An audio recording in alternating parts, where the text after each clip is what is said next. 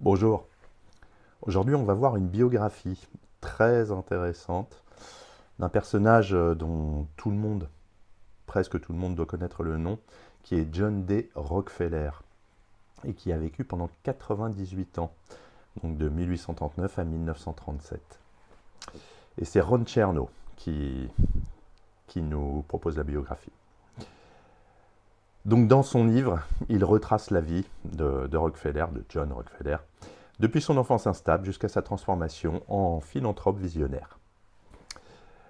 Rockefeller grandit entre deux modèles opposés. Son père, William Bill Rockefeller, est un charlatan et bigame itinérant, tandis que sa mère, Eliza, est une fervente baptiste, pieuse et disciplinée. Cette dualité familiale forge son obsession pour l'ordre, l'efficacité et la moralité pratique, même si certaines stratégies rappellent les dons trompeurs hérités de son père. Installé à Cleveland, Rockefeller entre dans le commerce de pétrole raffiné en 1860. Il comprend rapidement que pour stabiliser un marché chaotique, il faut réduire la concurrence. Il fidélise les chemins de fer par des tarifs secrets, rachète des concurrents, contrôle des pipelines et rationalise la chaîne logistique. À partir de 1870, Standard Oil devient synonyme de monopole de fait, suscitant protestations et accusations d'abus. Face aux résistances, les indépendants, les pipelines rivaux, Rockefeller use de tactiques agressives, intimidation, lobbying, espionnage, coercition. Plusieurs faillites obligent le gouvernement à intervenir. Chernow décrit avec détail la stratégie et l'éthique ambiguë de ce businessman exceptionnel. Malgré sa réputation de titan impitoyable, Rockefeller apparaît aussi comme un homme de foi, dévoué à sa famille. Il épouse Laura Sethi. Il épouse Laura Spellman, qui est prénommée Sethi, et consacre beaucoup d'énergie à sa mère, ses enfants, notamment John Jr., et à la communauté baptiste.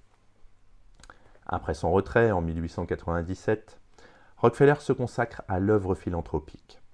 Il fonde la University of Chicago, le Rockefeller Institute, la Rockefeller Foundation. Il donne près de 500 millions de dollars de l'époque, ciblant l'éducation, la santé publique et la recherche scientifique.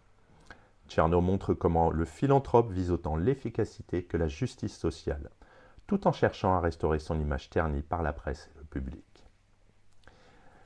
Bien que physiquement retiré, il continue à présider sa fortune et ses œuvres. Sa relation avec John Jr., héritier et gardien du legs familial, est examinée en détail.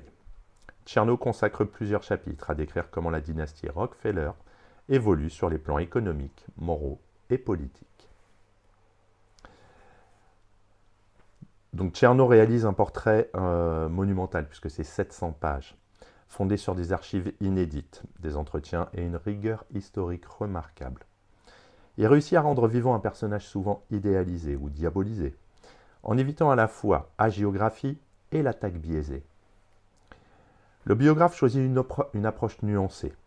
Rockefeller est présenté comme un homme marqué par des contradictions, capable de générosité et de manipulation, convaincu que seule une coordination industrielle pouvait stabiliser le marché, tout en bâtissant un empire quasi totalitaire. Les thèmes majeurs sont donc le capitalisme et le monopole, la foi et la morale, et la famille et la dynastie.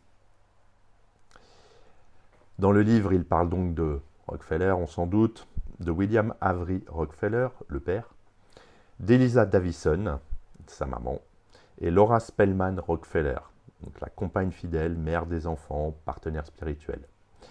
D'ailleurs, elle incarne la stabilité domestique.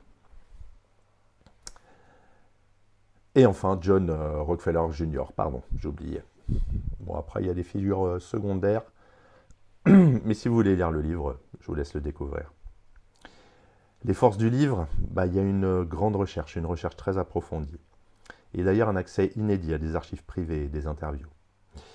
Il y a un équilibre narratif. Il humanise en fait Rockefeller sans réellement dédouaner ses excès. Et des portraits secondaires riches, tels que Tarbell, Gates et la famille, qui offrent un cadre historique et social complet. Donc Titan, c'est une biographie monumentale, éclairante et nuancée, qui brosse le portrait d'un homme obsédé par l'ordre, la foi et le contrôle.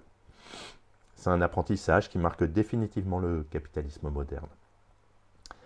En gros, c'est un ouvrage pour comprendre comment un homme, fragile dans sa jeunesse, forgea un empire et un héritage philanthropique durable. À bientôt.